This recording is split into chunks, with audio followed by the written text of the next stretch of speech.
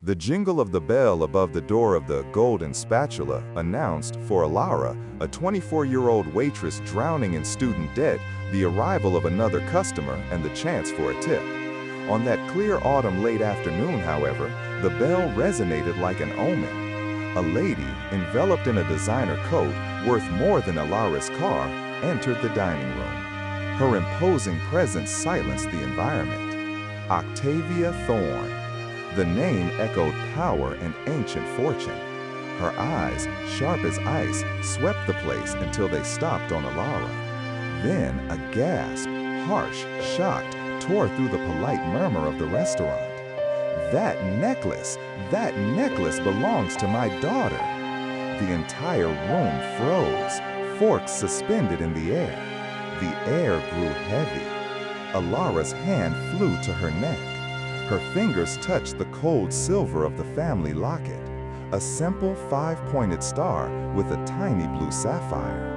It was her only connection to an unknown past, her only possession from before the Havenwood House orphanage.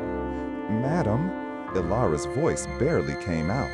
Octavia advanced, her regal posture cracking.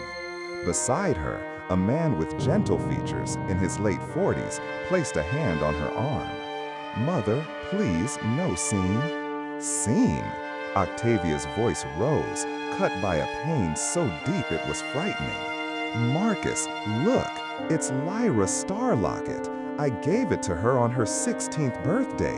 There's no other like it in the world." All eyes converged on Elara. The manager, Mr. Finch, rushed over, his face a mask of appeasement. "Mrs. Thorne, it's an honor. Has something happened?" Octavia didn't see him. She eyed Elara like a hunter before prey. "This waitress is wearing my deceased daughter's necklace. I want to know how she got it. I want it back, and I want the police." The word police ran through Elara like a shock of pure fear. She was a nobody, a girl who saved money, ate instant noodles. Her only family was a worn photo. Against someone like Octavia Thorne, she stood no chance. "Please, no," she pleaded, her voice trembling. "This necklace is mine. I've had it my whole life." Octavia let out a bitter laugh. "Your whole life? My daughter Lyra died in a car accident 22 years ago. The locket was lost then, a unique piece designed by a renowned artisan. Don't you dare lie, girl." Marcus positioned himself between the two, a physical barrier, firm yet calm. "Let's handle this discreetly." To Elara, with a mix of compassion and suspicion, "Where did you get it?" Elara swallowed. "It came with me to the orphanage. It's the only thing I have from my parents." The mention of the orphanage unsettled Octavia for an instant. An indecipherable flash crossed her face before the mask returned. Convenient story, a thief with a practiced speech. "I am not a thief," Elara retorted, her voice now fueled by injustice. Her integrity was her only real possession. The terrified manager intervened. "Elara, take off the necklace and give it to Mrs. Thorne. Settle it in my office." Elara recoiled as if struck. "I can't." Giving up the locket was like giving up her heart. It was her identity, her fragile hope that one day someone would recognize it. "Give that to me, you thief!" Octavia lunged, manicured fingers reaching for Elara's neck. Marcus held his mother's arm. "That's enough." To the manager, "No police, yet." To Elara, harsh, practical. "Which orphanage?" "Havenwood House for Children on the east side," she said, her throat dry. Octavia paled. Marcus tightened his grip on his mother's arm. The name had weight, something terrible. A new, more confused silence fell as the billionaire and the waitress remained bound by a silver star full of secrets. In Mr. Finch's cramped office, the air smelled of stale coffee and desperation. Octavia refused to sit. She paced like a caged panther. Marcus, by the window, seemed to want to be elsewhere. "I've consulted the head office about the procedure," Finch murmured, wringing his hands. "Procedure?" Octavia cut in. "It's simple. The girl is a thief with my family's property. Materially, it's worth about $5,000. Sentimentally, it's incalculable. I want it back, and I want the police." The word police ran through Elara like a shock of pure fear. She was a nobody, a girl who saved money, ate instant noodles. Her only family was a worn photo. Against someone like Octavia Thorne, she stood no chance. "Please, no," she pleaded, her voice trembling. "This necklace is mine. I've had it my whole life." Octavia let out a bitter laugh. "Your whole life? My daughter Lyra died in a car accident 22 years ago. The locket was lost then, a unique piece designed by a renowned artisan. Don't you dare lie, girl." Marcus positioned himself between the two, a physical barrier, firm yet calm. "Let's handle this discreetly." To Elara, with a mix of compassion and suspicion, "Where did you get it?" Elara swallowed. "It came with me to the orphanage. It's the only thing I have from my parents." The mention of the orphanage unsettled Octavia for an instant. An indecipherable flash crossed her face before the mask returned. Convenient story. A thief with a practiced speech. "I am not a thief," Elara retorted, her voice now fueled by injustice. Her integrity was her only real possession. The terrified manager intervened. "Elara, take off the necklace and give it to Mrs. Thorne. Settle it in my office." Elara recoiled as if struck. "I can't." Giving up the locket was like giving up her heart. It was her identity, her fragile hope that one day someone would recognize it. "Give that to me, you thief!" Octavia lunged, manicured fingers reaching for Elara's neck. Marcus held his mother's arm. "That's enough." To the manager, "No police, yet." To Elara, harsh, practical. "Which orphanage?" "Havenwood House for Children, on the east side," she said, her throat dry. Octavia paled. Marcus tightened his grip on his mother's arm. The name had weight, something terrible. A new, more confused silence fell, as the billionaire and the waitress remained bound by a silver star full of secrets. In Mr. Finch's cramped office, the air smelled of stale coffee and desperation. Octavia refused to sit. She paced like a caged panther. Marcus, by the window, seemed to want to be elsewhere. "I've consulted the head office about the procedure," murmured, wringing his hands. "Procedure?" Octavia cut in. "It's simple. The girl is a thief with my family's property. Materially, it's incalculable. I want it back, and I want charges filed." "It doesn't belong to you, madam," insisted Elara, trembling yet firm. "It belongs to me." She looked at Marcus, the only reason in the room. "I can prove it. The clasp is broken and was repaired with silver of a slightly different shade. It's always been like that, for as long as I can remember." Octavia stopped abruptly. "What did you say?" "The clasp," Elara repeated, bringing her fingers to the small irregularity.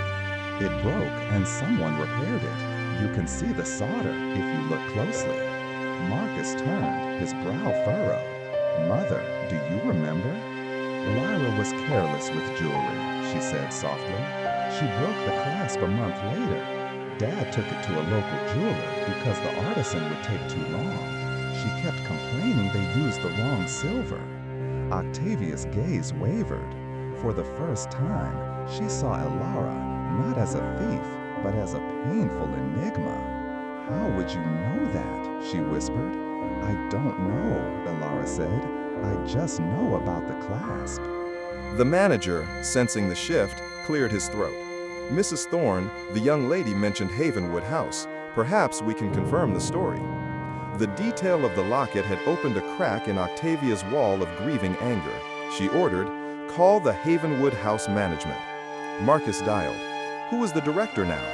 "It was Mrs. Albright 6 years ago when I left," Elara said. On the other end, a tired but gentle voice. "This is L.N. Albright, director of Havenwood House." Marcus explained. He put it on speakerphone. "Elara? Of course I remember," the voice warmed. "A lovely, determined girl, one of our greatest success stories. Are you well, dear?" "I am, Mrs. Albright," Elara replied, her voice thick. "Director," Marcus continued, "Elara has a silver locket and says she arrived with it. Can you confirm?" A pause. "I can," she said firmly. "I was the one who admitted her. She was a baby, days old, left on our doorstep on a cold October morning, wrapped in a simple blanket, with nothing but that locket attached. No note, no name. We named her Elara. It's in the file." Elara's breath escaped in a sob of relief. Octavia collapsed into a chair. The necklace had not been stolen. The girl was not a thief.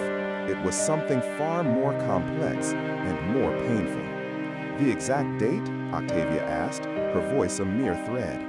"October 28, 2003, the director read. Marcus gasped. He looked at his mother, her face white as paper. October 28, exactly 7 days after the accident that supposedly took Lyra Thorne's life. The trip to the Thorne mansion was surreal for Elara. In the back seat of a Maybach, watching autumnal leaves parade by, she felt like a stray in a palace. Inside, somber luxury and the silence of mourning.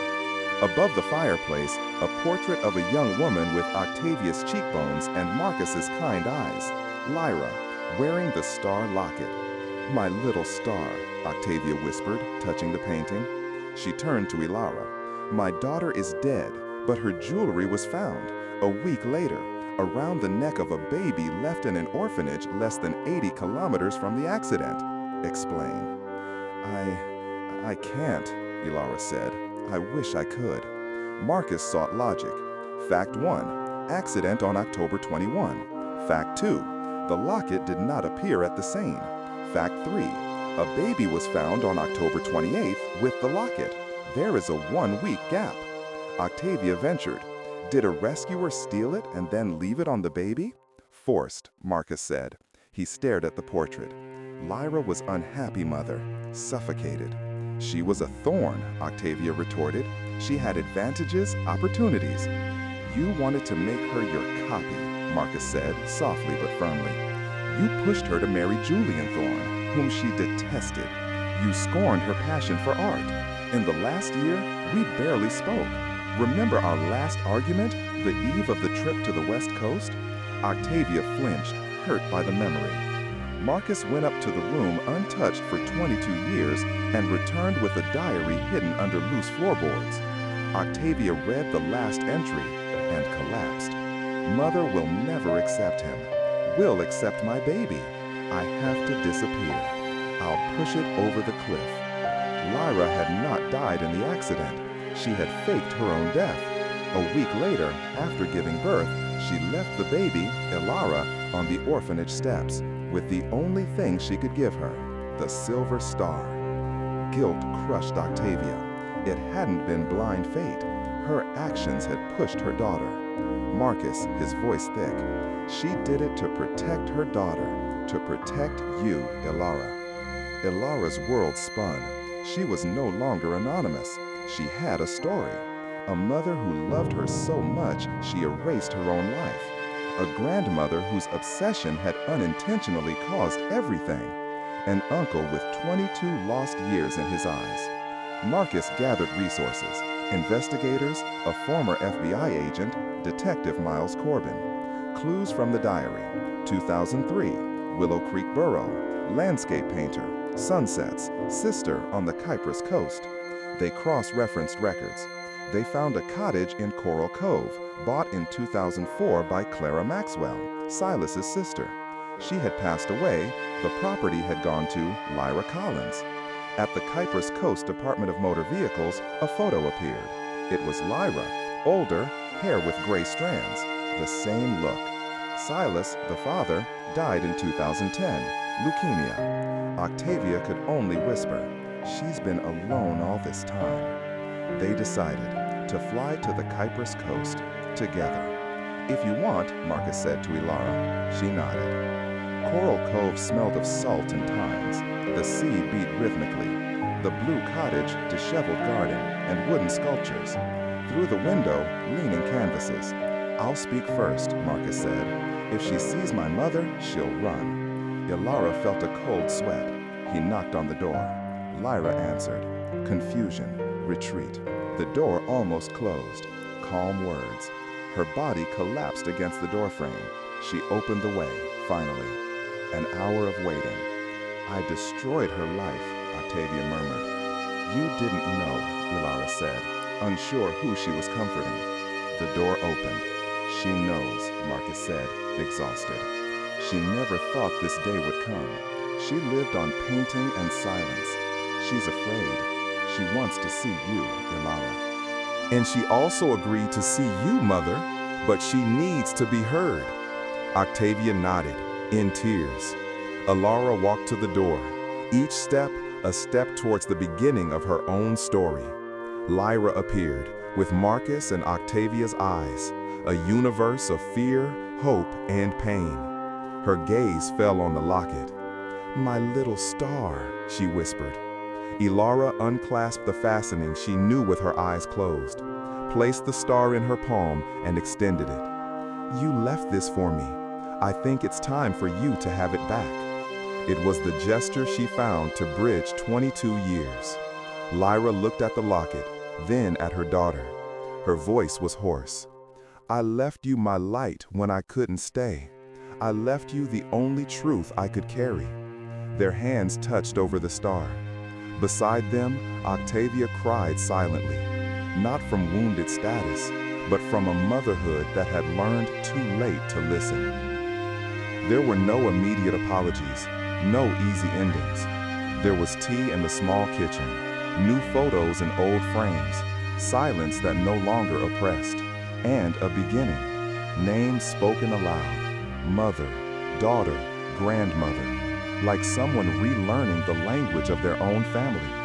And around Lyra's neck, once again, the little star, no longer proof of loss, but a sign of reunion. For Elara, the silver no longer weighed like a forgotten past. It pointed, at last, to a future that had a place and a surname.